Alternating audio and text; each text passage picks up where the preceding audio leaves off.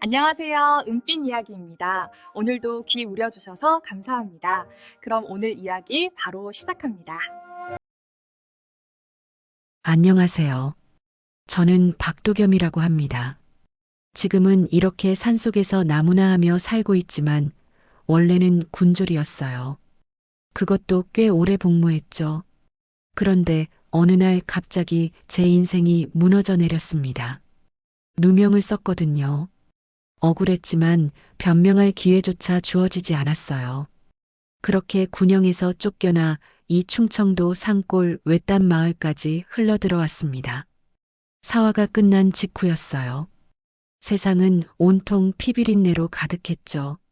조정에서는 매일같이 사람들이 끌려가고 고을마다 시체가 나뒹굴었습니다. 저 같은 사람은 그저 살아남은 것만으로도 다행이었어요. 그날도 비가 억수같이 쏟아지고 있었습니다. 여름 장마철이었거든요. 번개가 하늘을 가르고 천둥 소리가 산을 흔들었어요. 저는 움막에 앉아 새어 들어오는 빗물을 받아내며 밤을 견디고 있었습니다. 그런데 이상했어요. 계속해서 귓가에 무언가 들려오는 것 같았거든요. 바람 소리인가 싶었는데 아무래도 아니었습니다. 사람 목소리 같기도 하고 짐승 울음소리 같기도 했어요. 저는 한참을 귀를 기울였습니다. 그러다 번쩍하고 번개가 칠 때였어요. 그 짧은 순간 절벽 아래쪽에서 뭔가 하얗게 빛나는 게 보였습니다. 아마도 비단이었던 것 같아요. 산속의 비단이라니 이상한 일이었죠. 저는 도롱이를 걸치고 밖으로 나갔습니다. 빗속을 헤치며 절벽 쪽으로 걸어갔어요. 발밑이 질퍽거리고 돌부리에 걸려 넘어질 뻔하기도 했습니다. 그래도 계속 걸었어요. 왜 그랬는지는 저도 모르겠습니다. 그냥 가야 할 것 같았거든요. 절벽 아래에 도착했을 때 저는 숨이 멎는 줄 알았습니다. 거기 비단에 쌓인 갓난아이가 있었어요. 아이는 가느다랗게 울고 있었습니다. 비에 흠뻑 젖은 채로요. 작은 주먹을 쥐고 온몸을 떨면서 울고 있었어요. 그 모습을 보는 순간 제 가슴이 철렁 내려앉았습니다.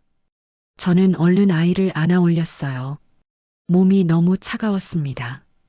이대로 두면 죽을 게 뻔했거든요. 그런데 아이를 안는 순간 제 손에 뭔가 끈적한 게 묻었어요. 피였습니다. 아이가 아니었어요. 아이 곁에 놓인 물건들에서 흘러나온 피였죠. 저는 천천히 주변을 살폈습니다. 비단 보자기 옆에 관인 하나가 떨어져 있었어요. 핏자국이 가득했습니다. 그리고 부러진 화살촉도 보였어요. 순간 온몸에 소름이 돋았습니다. 이건 보통 일이 아니었거든요. 관인이 있다는 건 양반 집안이라는 뜻이고 화살촉이 있다는 건 습격을 당했다는 뜻이었어요. 그것도 이 깊은 산속에서요. 저는 고개를 들어 주변을 둘러봤습니다. 어둠 속에서 누가 지켜보고 있을지도 몰랐거든요. 하지만 보이는 건 빗줄기뿐이었어요. 바람에 흔들리는 나뭇가지 소리만 들렸습니다. 아이는 여전히 울고 있었어요. 제 품에 안겨서요. 그때 이상한 생각이 들었습니다. 이 아이를 살리지 않으면 제 인생도 끝이라는 생각이요. 왜 그런 생각이 들었는지는 모르겠어요. 그냥 그랬습니다. 제가 이미 다 잃어버린 사람이라는 걸 알면서도 이 아이만큼은 살려야겠다는 마음이 들었거든요. 저는 아이를 꼭 껴안고 움막으로 돌아왔습니다. 그리고 젖은 비단을 벗기고 제 옷으로 아이를 감쌌어요. 불을 지펴서 아이를 따뜻하게 했습니다. 아이는 조금씩 울음을 그쳤어요. 그날 밤 저는 한숨도 자지 못했습니다. 아이를 안고 불을 지피면서 계속 생각했거든요. 이 아이는 누구일까? 왜 이런 곳에 버려진 걸까? 그리고 저는 앞으로 어떻게 해야 할까? 답은 없었습니다. 하지만 한 가지는 확실했어요. 이제 제 인생에 또 하나의 짐이 생긴 거였죠. 아이에게 이름을 지어줬습니다. 윤서라고요. 특별한 의미가 있어서 그런 건 아니었어요. 그냥 부를 이름이 필요했거든요. 밤마다 아이를 달래면서 이름 없이는 안 되겠다 싶었습니다. 윤서, 입 밖으로 내뱉어 보니 나쁘지 않았어요. 그런데 문제는 이름만으로 해결되지 않았습니다. 제일 큰 문제는 젖이었어요. 갓난아이는 젖을 먹어야 하는데 저한테는 그런 게 없었거든요. 처음 며칠은 쌀을 곱게 갈아서 물에 타서 먹였습니다. 윤서는 그걸 조금씩 삼키더군요. 하지만 계속 그럴 수는 없었어요. 아이가 점점 말라가는 게 보였거든요.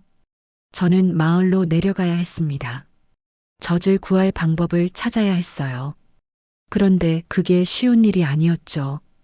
마을 사람들은 저를 믿지 않았습니다. 당연한 일이었어요. 저는 떠돌이 출신이었거든요. 군영에서 쫓겨나 이곳에 흘러들어온 사람이었죠. 마을 사람들 눈에는 그저 수상한 외지인일 뿐이었습니다. 그래도 젖동량은 해야 했어요. 저는 아이를 품에 안고 마을로 내려갔습니다. 해가 지고 어둑어둑해질 무렵이었어요. 사람들 눈에 덜 띄려고 일부러 그 시간을 골랐거든요. 마을 어귀에 도착했을 때 제일 먼저 마주친 사람이 최은구였습니다. 그는 이 마을 이방 출신이었어요. 벼슬에서 물러난 뒤 마을에서 세도를 부리는 사람이었죠. 키가 크고 눈빛이 날카로웠습니다. 저를 볼 때마다 뭔가 캐묻는 듯한 시선을 보냈어요. 이게 누구신가? 박나무꾼 아니신가? 최은구는 제 앞을 가로막았습니다. 그의 시선이 제 품에 안긴 윤서에게로 향했어요. 그 아이는 뭔가 제 조카입니다. 저는 거짓말을 했습니다. 달리 방법이 없었거든요. 조카? 자네한테 형제가 있었나? 먼 친척입니다. 사정이 있어서 제가 맡게 됐어요. 최은구는 코웃음을 쳤습니다. 사정이라. 요즘 같은 세상에 남의 자식 맡을 여유가 있는 사람이 어디 있나? 그는 한 발 더 다가왔어요. 윤서를 자세히 들여다봤습니다. 저는 본능적으로 아이를 감쌌죠. 이상하네. 그 좋은 비단은 어디서 난 건가? 산속 나무꾼이 그런 걸 구할 수 있나? 제 등에 식은땀이 흘렀습니다. 비단 보자기 일부가 아이를 감싼 천 사이로 비쳐 보였던 거예요. 제가 조심하지 못한 거였죠. 선물 받은 겁니다. 선물? 누구한테? 친척한테요. 최은구는 더 이상 묻지 않았습니다. 하지만 그의 눈빛이 달라졌어요. 의심으로 가득했죠. 저는 그 자리를 벗어나고 싶었습니다. 저 좀 지나가겠습니다. 급한 일이 있어서요. 최은구는 비켜섰습니다. 하지만 제가 지나갈 때까지 계속 저를 쳐다봤어요. 그 시선이 등 뒤에서 따라왔습니다. 그날부터 저는 감시를 받기 시작했어요. 마을 어디를 가든 누군가 저를 지켜보는 느낌이었습니다. 최은구가 사람을 시킨 게 분명했죠. 그는 제가 뭔가 숨기고 있다고 확신한 것 같았어요. 젖동량은 실패했습니다. 아무도 저한테 젖을 주려 하지 않았거든요. 수상한 떠돌이한테 젖을 줄 사람은 없었죠. 저는 빈손으로 산으로 돌아왔습니다. 그날 밤 윤서는 밤새 울었어요. 배가 고팠던 거죠. 저는 아이를 안고 움막 안을 걸었습니다. 달랠 방법이 없었어요. 쌀물을 먹이려 했지만 윤서는 받아들이지 않았습니다. 새벽녘이야 아이가 지쳐 잠들었어요. 저는 그제야 잠시 눈을 붙일 수 있었죠. 그런데 문제는 거기서 끝이 아니었습니다. 이틀 뒤 마을에서 소문이 돌기 시작했어요. 산속에서 아이 울음소리가 들린다는 소문이었죠. 누군가 밤에 지나가다 들었다고 했습니다. 그리고 그 소문은 금방 최은구의 귀에 들어갔어요. 저는 더 이상 낮에 마을로 내려갈 수 없었습니다.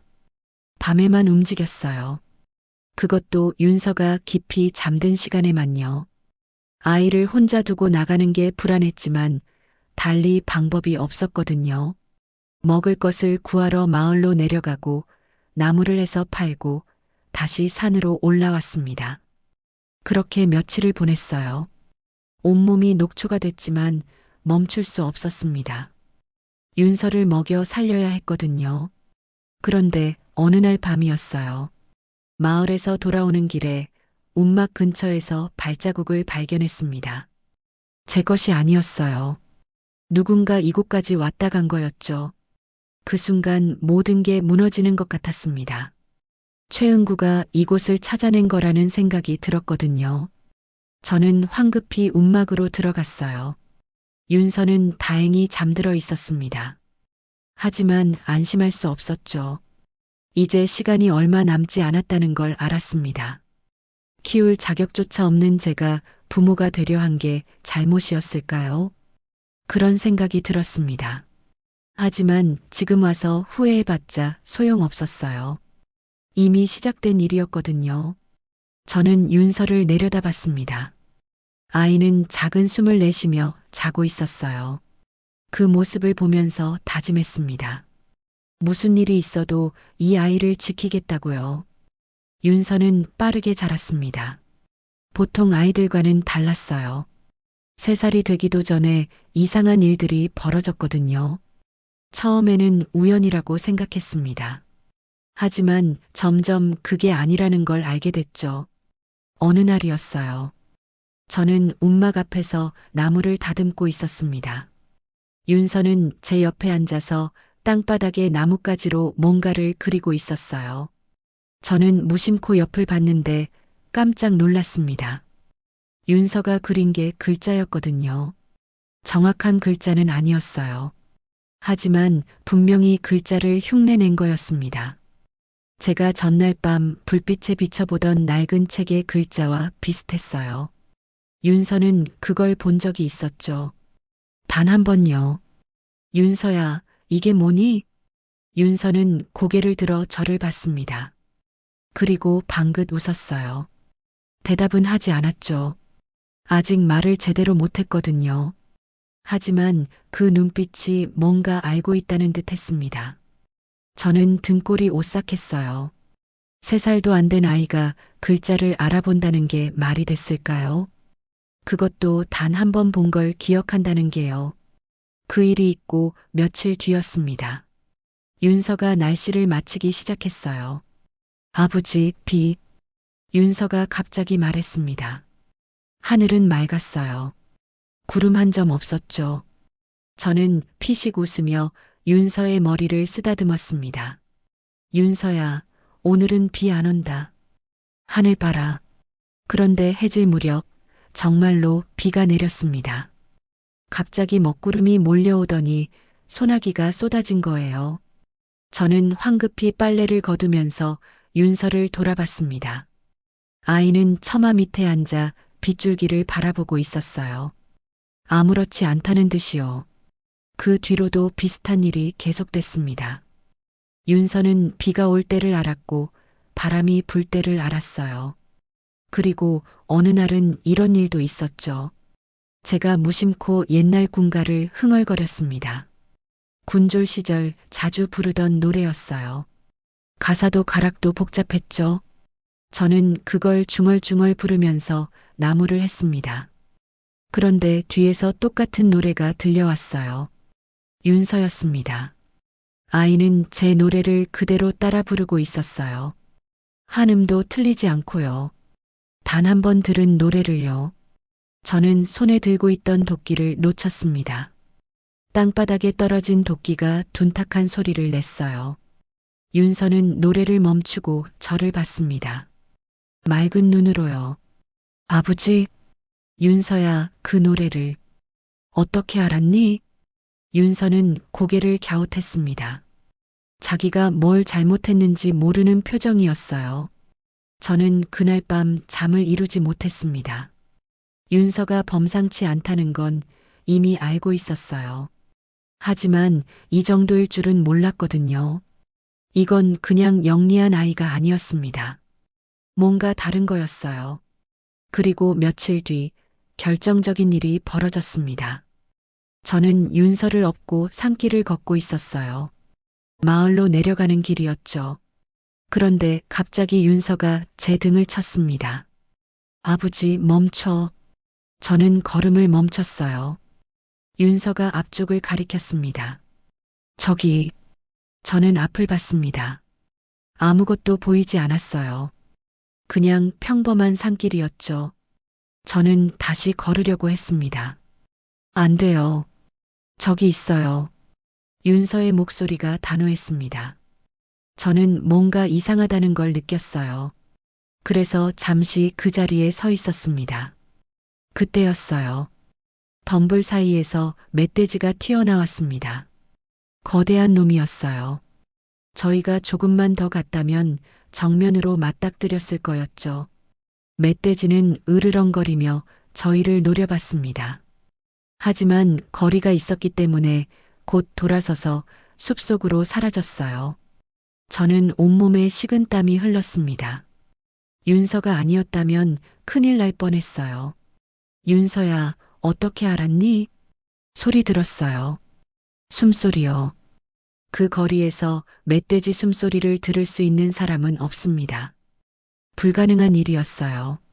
하지만 윤서는 들었다고 했죠. 저는 더 이상 숨길 수 없다는 걸 알았습니다. 윤서의 재능은 이제 감춰질 수 없는 수준이었어요. 그리고 그건 위험한 일이었습니다. 마을에서는 이미 소문이 돌기 시작했거든요. 산속에 사는 아이가 범상치 않다는 소문이요. 최은구가 퍼뜨린 게 분명했습니다. 그는 기회만 노리고 있었어요. 그리고 마침내 그날이 왔습니다. 최은구가 관아 사람들을 데리고 산으로 올라온 거예요. 저는 움막 앞에서 그들을 봤습니다. 최은구는 비웃는 표정으로 저를 봤어요. 박나무꾼, 그 아이를 내놓게. 무슨 말씀이십니까? 잡아떼지 말게. 저 아이는 역적의 핏줄이야. 그 재주를 보면 알 수 있지. 평범한 아이가 아니야. 제 뒤에서 윤서가 움막 문틈으로 밖을 내다봤습니다. 어린 얼굴에 두려움이 가득했어요. 저 아이는 제 조카입니다. 조카? 자네한테 무슨 친척이 있나? 다 알고 있네. 저 아이는 산에서 주운 거지. 그것도 사화 때 죽은 역적의 자식이야. 최은구의 말은 정확했습니다. 그는 이미 다 알고 있었어요. 저는 더 이상 변명할 수 없었죠. 관아에 고했네. 곧 포졸들이 올 거야. 순순히 내놓으면 자네는 살려주지. 최은구의 눈빛이 차갑게 빛났습니다. 그는 처음부터 이 순간을 기다렸던 거예요. 저와 윤서를 몰아붙일 기회를요. 저는 주먹을 쥐었습니다. 하지만 어쩔 수 없었어요. 저는 그저 힘없는 나무꾼이었고 그들은 관의 힘을 등에 업은 사람들이었거든요. 관아 사람들이 산으로 올라온 건 그날 저녁이었습니다. 포졸 넷이 최은구와 함께 왔어요. 그들은 움막을 뒤졌습니다. 저는 그 앞에 무릎 꿇고 앉아 있었죠. 아무 말도 할 수 없었어요. 윤서는 이미 숨겨뒀습니다. 움막 뒤편 바위 틈에요.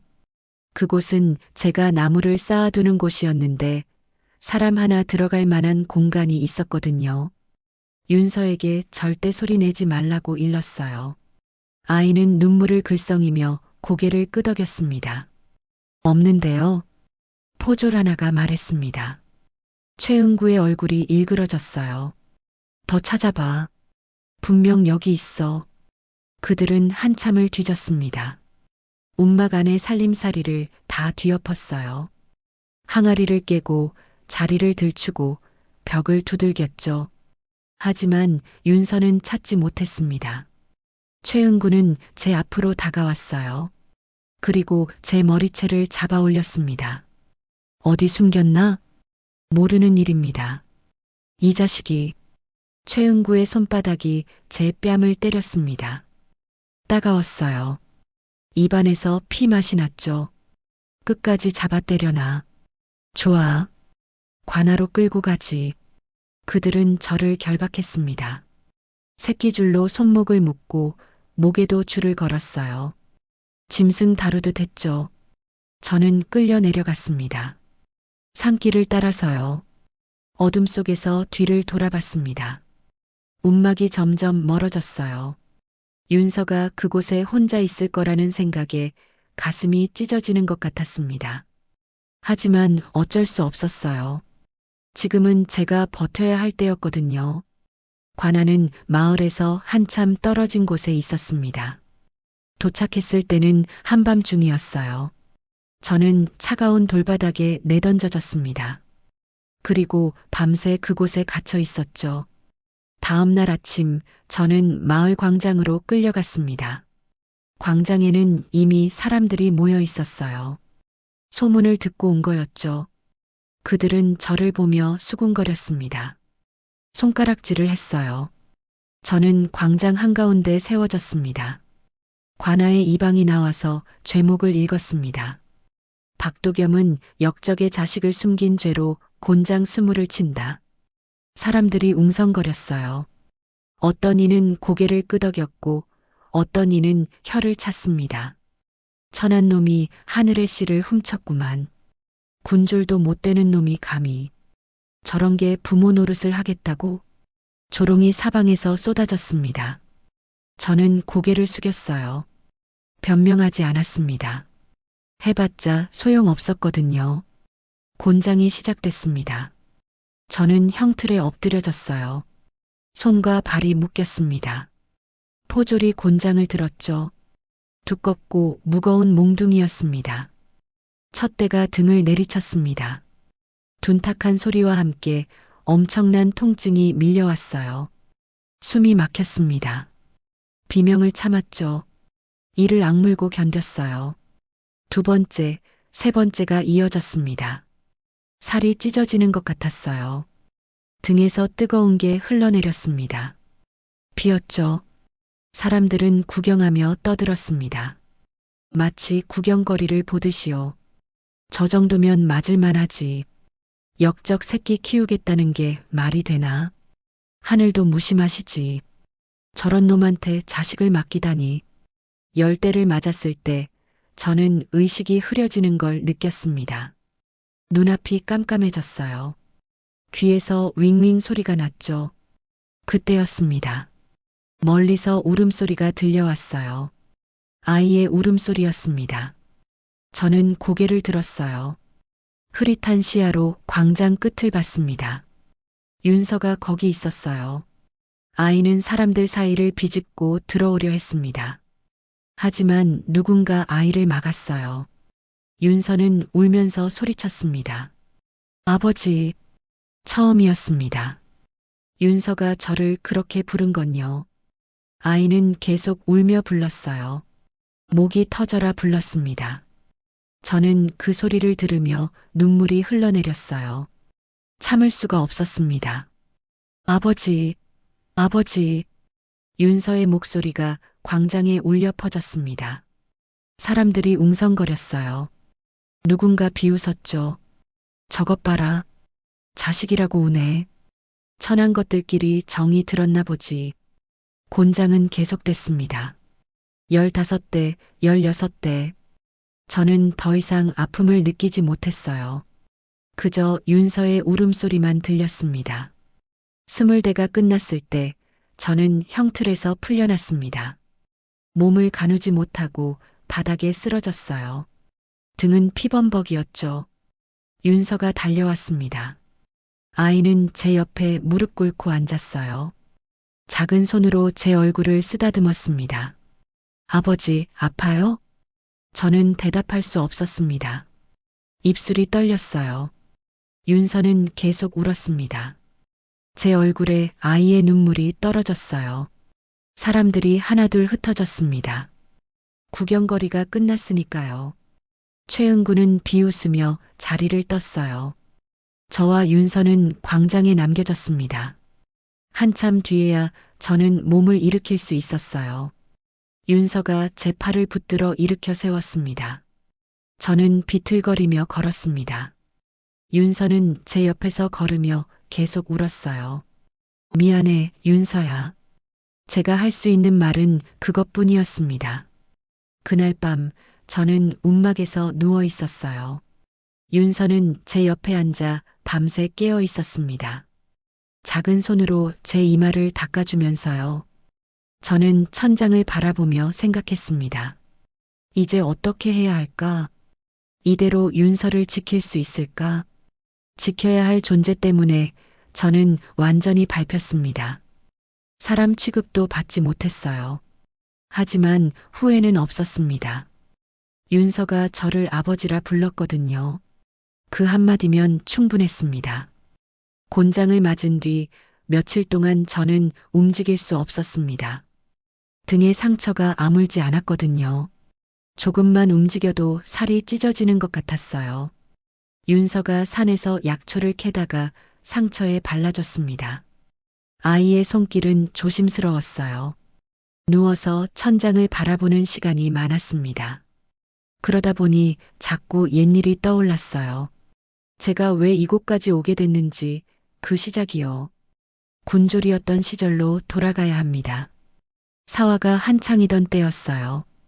조정에서는 매일 역적을 색출한다며 사람들을 잡아갔죠. 저도 그 일에 동원됐습니다. 상관의 명령을 따라 집을 수색하고 사람을 끌고 가는 일이었어요. 어느 날 상관이 저를 불렀습니다. 박도겸, 오늘 내가 할 일이 있다. 분부하십시오. 충청도 공주에 사는 선비 한 명을 잡아와라. 이름은 윤상진이다. 저는 명령서를 받았어요. 거기엔 윤상진이라는 이름과 죄목이 적혀 있었습니다. 역모를 꾀했다는 내용이었죠. 저는 그 일을 수행하러 갔습니다. 공주까지는 며칠이 걸렸어요. 도착해서 윤상진의 집을 찾았습니다. 초라한 기와집이었어요. 양반이라고는 하지만 가난해 보였죠. 문을 두드렸습니다. 나이든 선비가 나왔어요.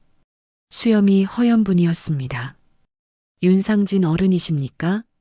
그렇더만. 관아의 명으로 왔습니다. 따라오셔야 합니다. 윤상진은 놀라지 않았어요. 이미 알고 있었다는 표정이었죠. 무슨 죄목이요? 역모라고 되어 있습니다. 역모라. 내가 언제 그런 짓을 했단 말이오. 저는 대답하지 못했습니다. 명령서를 보여줬을 뿐이에요. 윤상진은 명령서를 보더니 쓴웃음을 지었습니다. 알겠소. 따라가겠소. 그런데 이상했어요. 윤상진은 역모를 꾀할 만한 사람이 아니었거든요. 집을 수색해봐도 아무것도 나오지 않았습니다.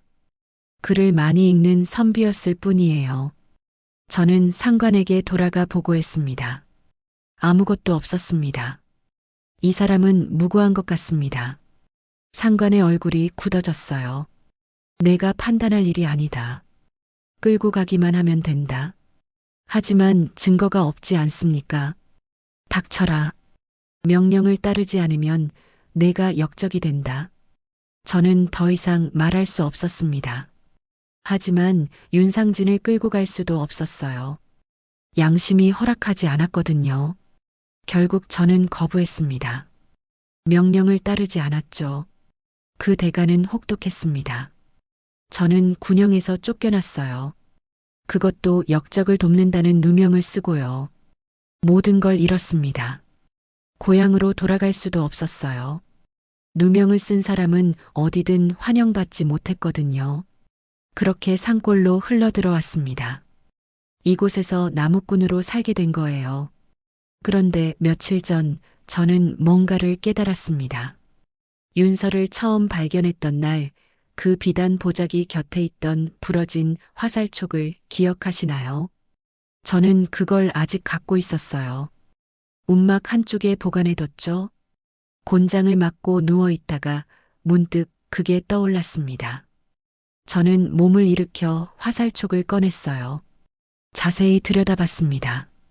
그리고 숨이 멎었어요.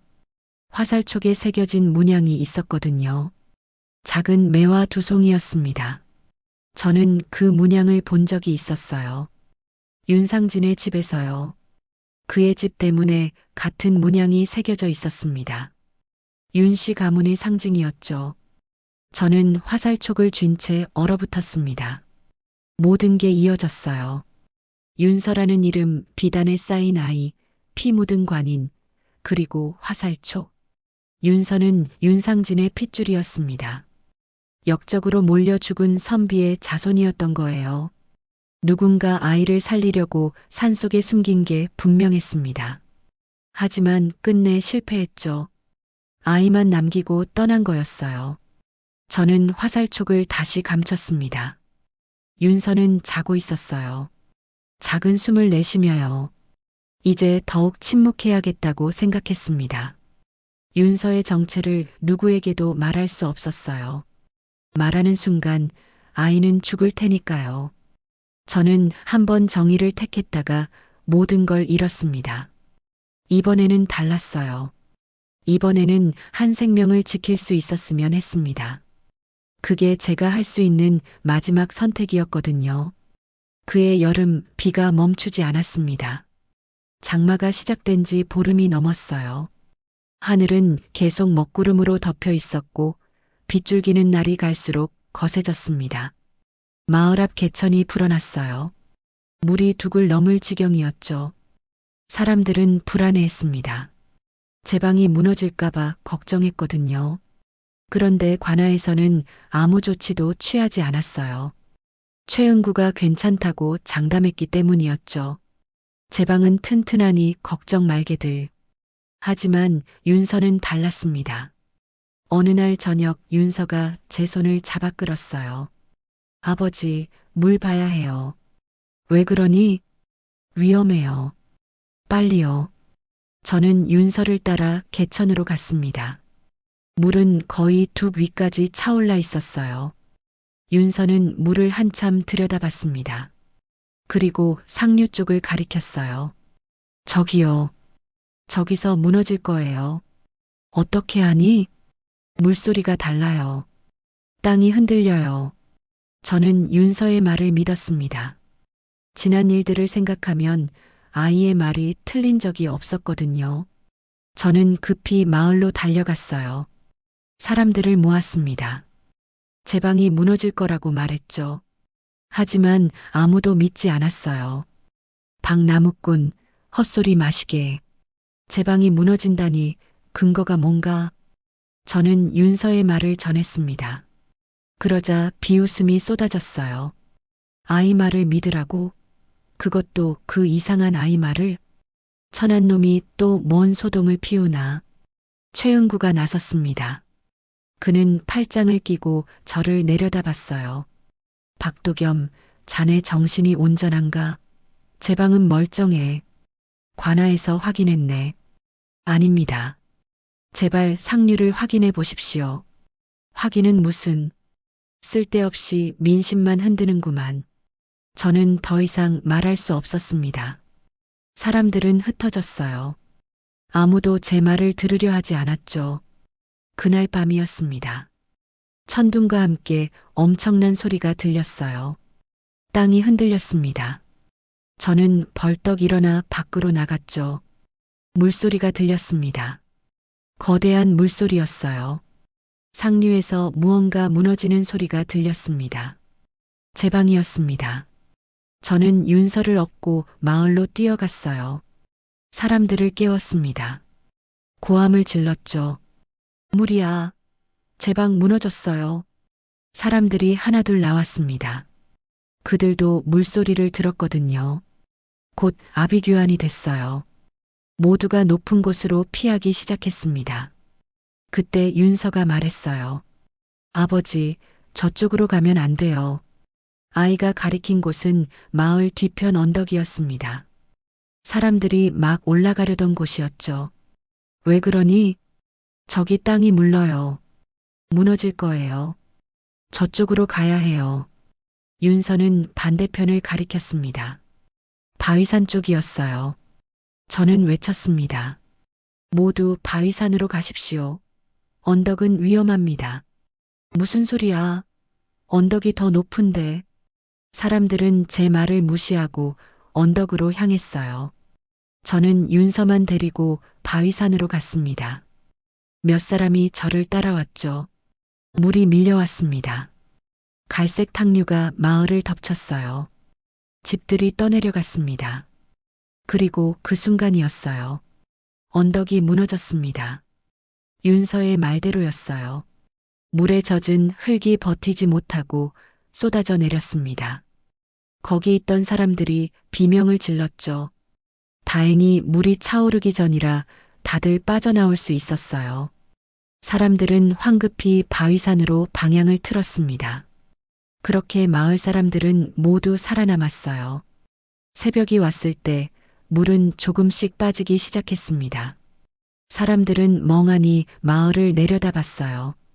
모든 게 망가졌지만 사람은 무사했습니다. 누군가 말했어요. 저 아이가 우릴 살렸어.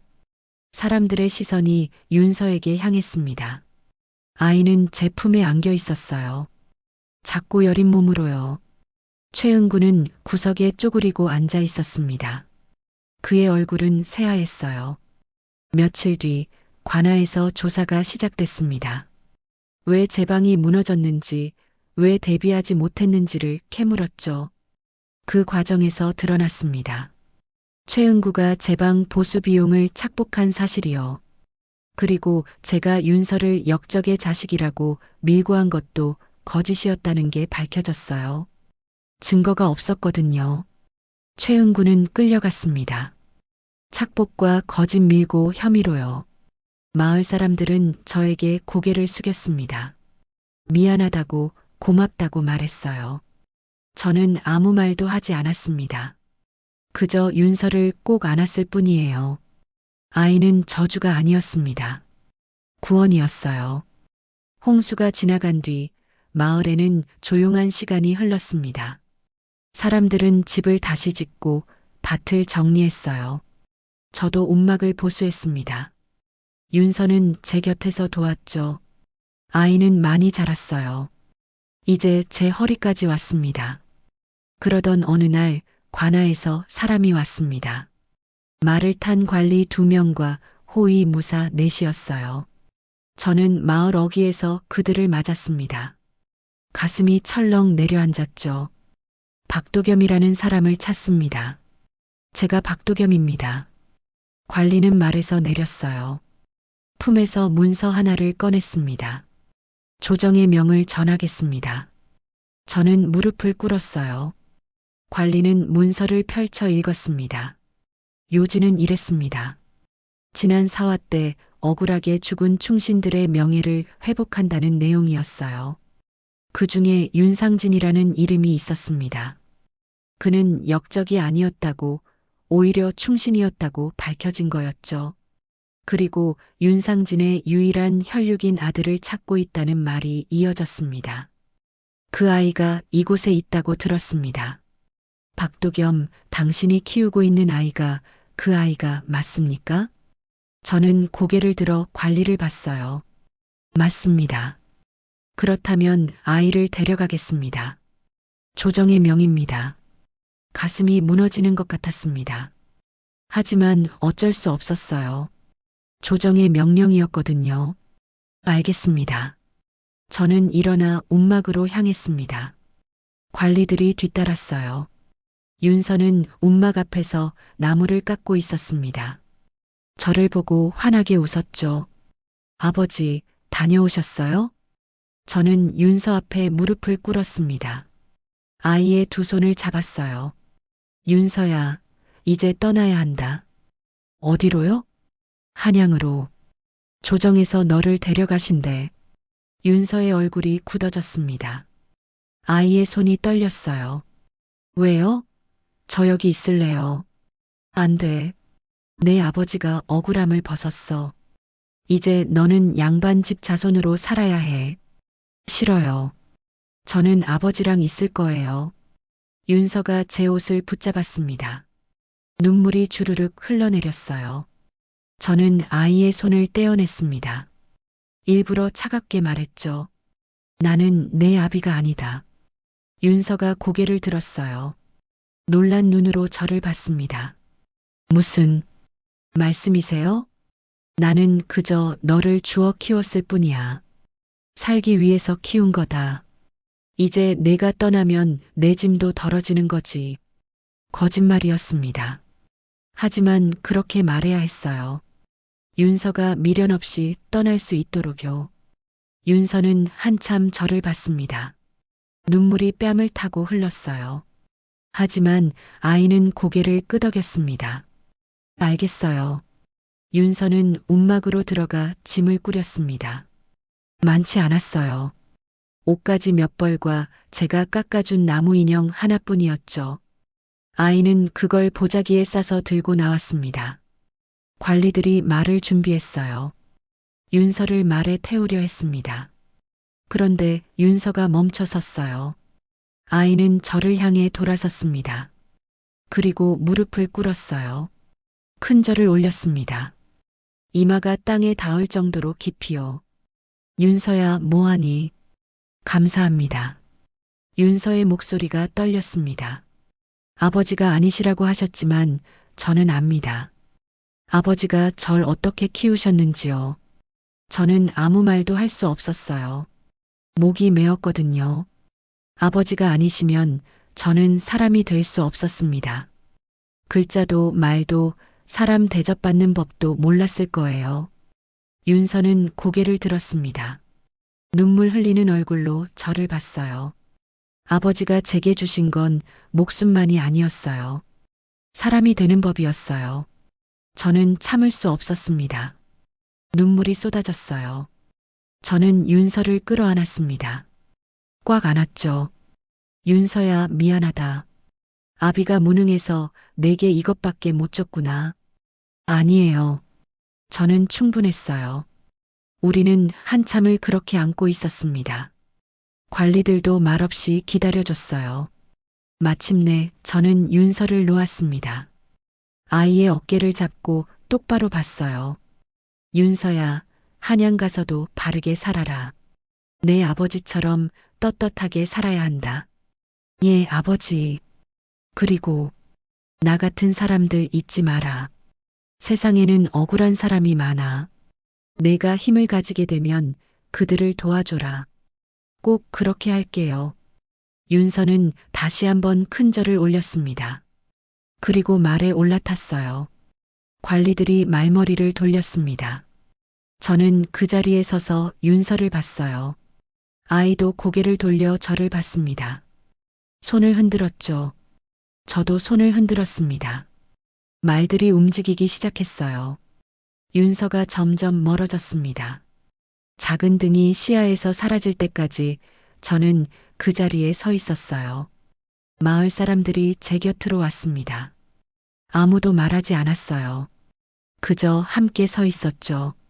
해가 저물 무렵 저는 움막으로 돌아왔습니다. 윤서가 쓰던 자리가 텅 비어 있었어요. 저는 그 앞에 앉았습니다. 윤서가 남긴 물건이 하나 있었어요. 제가 깎아준 나무 인형이었습니다.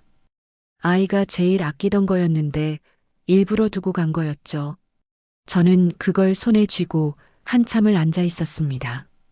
핏줄이 아니어도 부모가 될 수 있다는 걸 배웠습니다.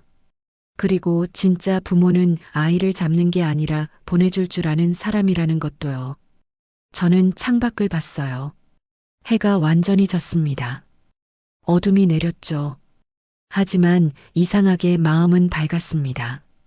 윤서가 잘 살 거라는 걸 알았거든요. 제가 키운 아이니까요. 세월이 흘렀습니다. 저는 여전히 산에서 나무를 하며 살았어요. 움막은 조금 나아졌습니다. 마을 사람들이 도와줬거든요. 지붕도 새로 이고 벽도 보수했죠. 신분도 바뀌었어요. 관청에서 공문이 왔었습니다. 윤서를 구한 공로로 천민 신분에서 벗어난다는 내용이었죠. 이제 저는 자유민이었어요. 누구에게도 매이지 않는 사람이었습니다. 하지만 삶은 크게 달라지지 않았어요. 여전히 나무를 했고 여전히 산에서 살았습니다. 익숙한 삶이었거든요. 어느 가을날이었습니다. 저는 산에서 나무를 하고 있었어요. 해가 뉘엿뉘엿 넘어가는 시간이었죠. 도끼질을 하다가 문득 뒤를 돌아봤습니다. 산길 저편에서 누군가 걸어오고 있었어요. 관복을 입은 사람이었습니다. 말을 타지 않고 걸어오더군요. 가까이 오자 얼굴이 보였습니다. 젊은 사람이었어요. 수염이 짙고 눈빛이 또렷했죠. 순간 가슴이 철렁했습니다. 낯익은 얼굴이었거든요.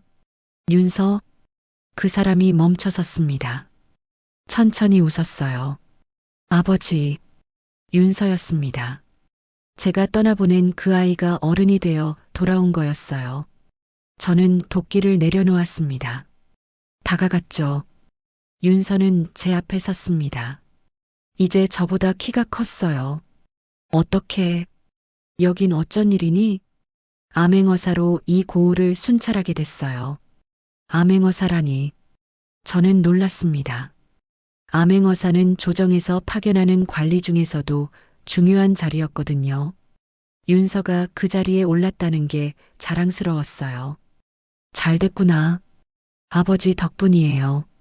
윤서는 제 손을 잡았습니다. 따뜻한 손이었어요. 그동안 어떻게 지내셨어요? 뭐 예전처럼 살지. 나무하고 밭 일구고. 힘드시진 않으세요? 아니다. 이제 괜찮아. 마을 사람들도 잘해주고. 우리는 한참 이야기를 나눴습니다. 윤서는 한양에서의 일들을 들려줬어요. 공부한 것, 벼슬길에 오른 것, 백성들을 도운 것들이요. 저는 그저 듣기만 했습니다. 말없이 고개를 끄덕이면서요. 해가 완전히 졌을 때 윤서가 일어섰습니다. 이제 가봐야 해요. 관아에 돌아가야 하거든요. 그래, 조심해서 가거라. 윤서는 큰 절을 올렸습니다. 저는 얼른 아이를 일으켰어요. 이제 높은 사람이 됐는데 왜 절을 하니? 아버지 앞에서는 언제나 아들이에요. 윤서는 웃으며 돌아섰습니다. 산길을 따라 내려갔어요. 저는 그 뒷모습을 바라봤습니다. 다음 날 아침이었어요. 움막 앞에 무언가 놓여 있었습니다. 쌀가마 2개와 땔감 1덤이었어요. 누가 놓고 간 거였죠? 저는 주변을 둘러봤습니다. 아무도 없었어요. 하지만 알 수 있었습니다. 윤서가 두고 간 거라는 걸요. 쌀가마 위에 작은 종이 쪽지가 있었습니다. 저는 그걸 펼쳤어요. 글씨가 적혀 있었죠. 아버지, 건강하세요.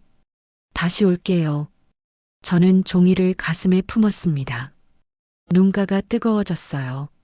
그날 저녁 저는 움막 앞에 앉아 하늘을 봤습니다. 별이 총총히 떠 있었어요. 밝은 밤이었죠. 문득 이런 생각이 들었습니다.